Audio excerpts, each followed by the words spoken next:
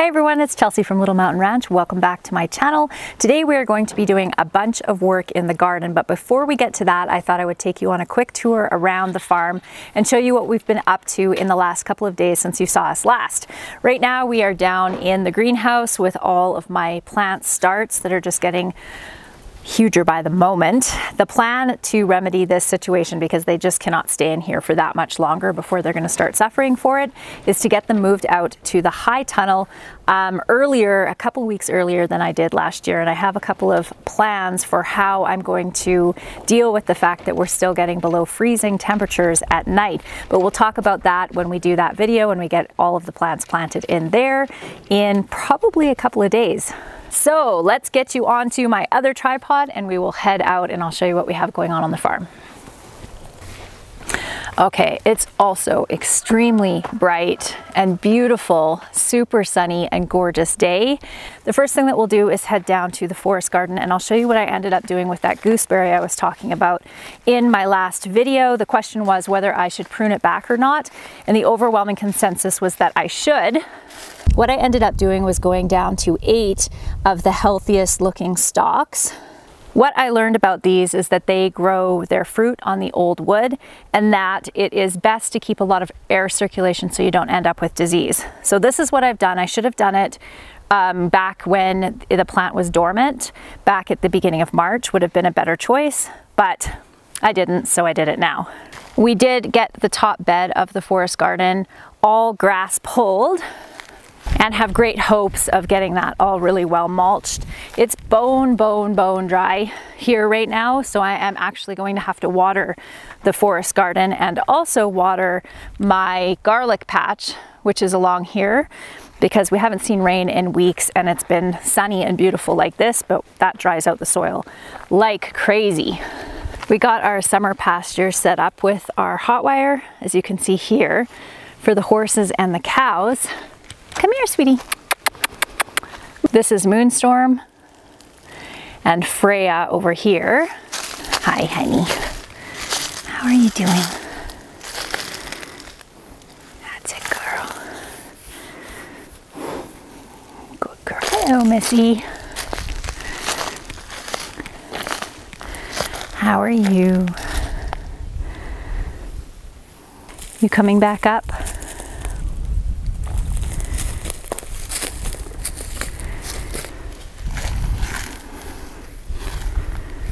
And good girl you are. I love the idea of doing rotational grazing where you move the animals around, but right now we're just not set up for that. So we have our winter grounds. Are you gonna follow me?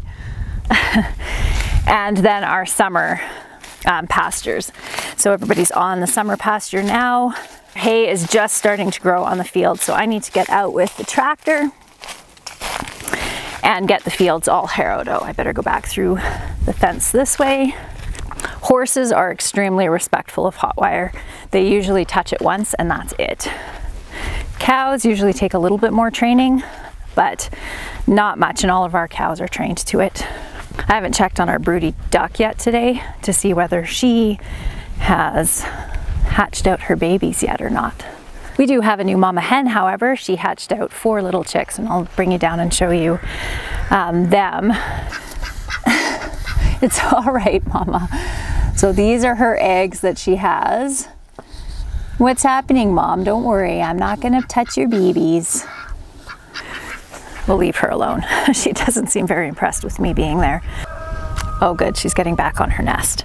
So now we'll take you down and show you the new little baby chicks that we have hatched out, and it's really cute because she hatched them over in one of the hay bales, and one of my sons found her and the babies, and he was super concerned that they would get eaten by something, so he made them their own pen in the barn. Hi piggies! I have this one hen who lives with the pigs. I swear she thinks she's a pig. How are you? So this is the hen who thinks she's a pig, and she sleeps with them and eats with them. What do you think, mister? Little pigs. We have 2 of them. There's the other one down there. Once we have more grass they'll be able to go out on pasture, because as you can see here, their pen it's a good sized pen, so it's not really muddy or anything, but there's no grass in there at all. Hi guys! So here is Mama Hen and her little babies. They're so sweet. It's okay, don't worry, I'm not going to bother your babies. Don't worry.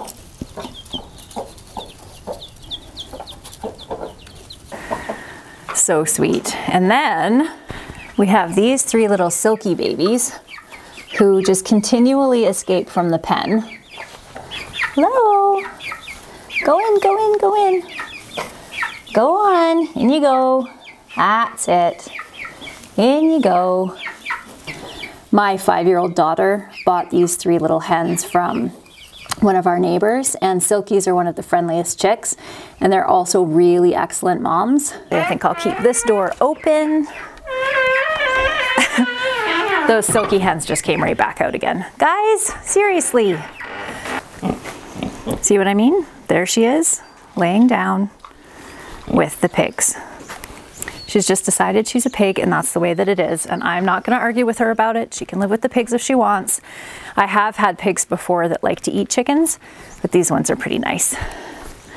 All right, where to next? I'm not sure if I mentioned this at the beginning of the video or not, but my raspberry situation is not fantastic. So we're going to go and fix that, get all the grass out of it. I have some old silage tarps right now that I'm going to use for mulching these, and I did that last year and it worked really well. So this is what we have. This is the situation. This is the raspberry patch, and as you can see, a lot of these are way too tall, so I'm going to cut them. Like over with the gooseberries, I should have done this when the plants were still dormant. These haven't fully leafed out yet, so I'm just going to push it and get it done now. The other thing is these are summer-bearing raspberries, and they form their fruit on second-year cane. All of last year's canes that fruited, I'm going to cut out. I did most of them back in the fall, but I'm going to get those cleared out and pull up all of the haylage tarp that I have in here, just lay it down fresh again. And then this is the pathetic patch that I planted last year, and these are the same raspberry canes that I showed you over in the forest garden in my last video, and they just did not do well here. I actually think it's more about neglect than anything. I just didn't water it well. So we're going to dig all the grass out of this and put the silage tarps down, give it a good water, and then put the silage tarps down and keep it well watered. I also have some invasive Canadian thistle in here as well, and the silage tarps will help to actually kill those rather than if I were to use cardboard, for instance, which would be preferable for the fact that it could break down and actually feed the soil. The silage tarps will actually suppress and kill those noxious weeds that are in underneath.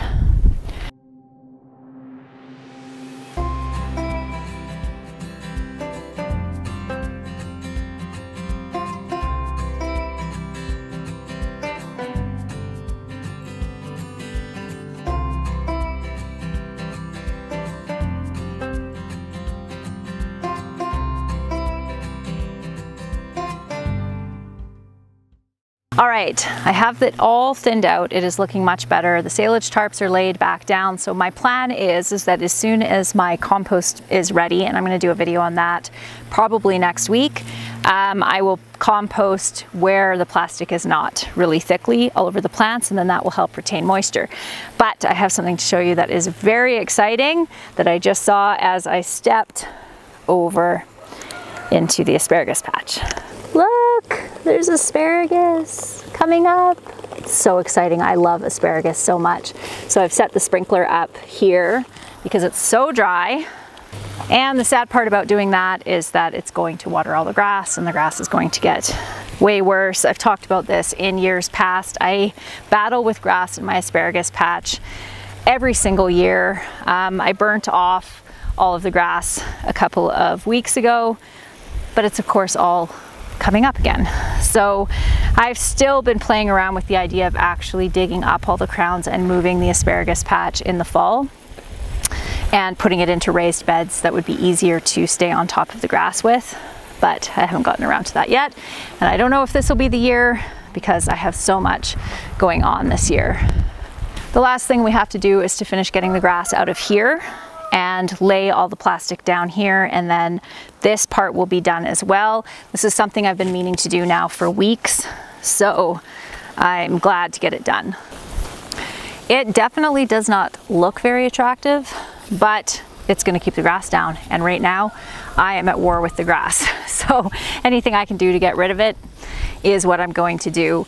Ultimately, what I'll probably end up doing is putting really thick cardboard all over this and then mulching over top of that. I think that will be just as effective and more sustainable.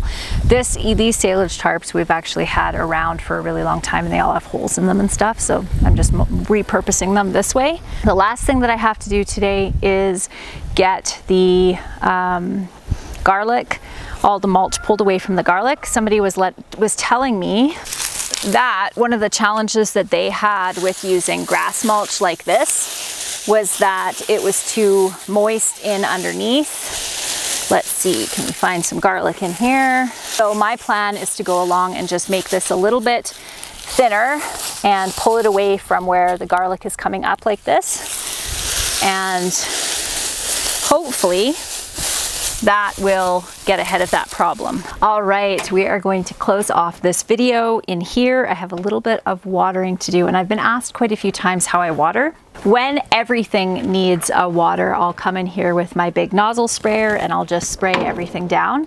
If I'm noticing that there's just a few plants that need water, then I have a mason jar and a bin of water that I have sitting underneath here that I just keep full, and I'll go along and water. I've had lots of questions about watering these paper pots. I personally top water. Some of these are in solid bottom trays, so the water does sit in the bottom of that. I haven't had any issues with the pots falling apart or anything like that from watering. They do tend to dry out a little bit faster than a plastic pot for obvious reasons, but I haven't noticed it to be such a huge issue, and the seedlings are just so healthy in these paper pots. I love them. I am so absolutely thrilled with my seedlings this year. As long as I can get them out into the high tunnel very soon, I think I'm going to have an even better harvest than I had last year, and I think it's probably going to be 2 to 3 weeks early, which would be amazing. The whole reason that I started everything so early this year is so that I could get a bit of a jump on the cold temperatures that we get in the evening in August. That's the issue. We'll still get really hot days, but it drops down to being quite chilly at night, even frost sometimes by the middle of August, and that stops the production of the tomatoes. So they stop producing at that point, and the ripening really slows down. So my goal is that if I can push it a little bit on this end, that I'll be able to get an earlier harvest and not be battling with those cold temperatures. I mean, I kind of have to battle with them on either end of the season, but I'd rather do it on this end than the other end. The long-term goal is to get some type of heating system set up in the high tunnel so that I can get started even earlier, but like everything, it just takes time. All right, guys, that is it for me today. I hope that you guys all have an absolutely wonderful day, and I'll see you again in the next video. Bye.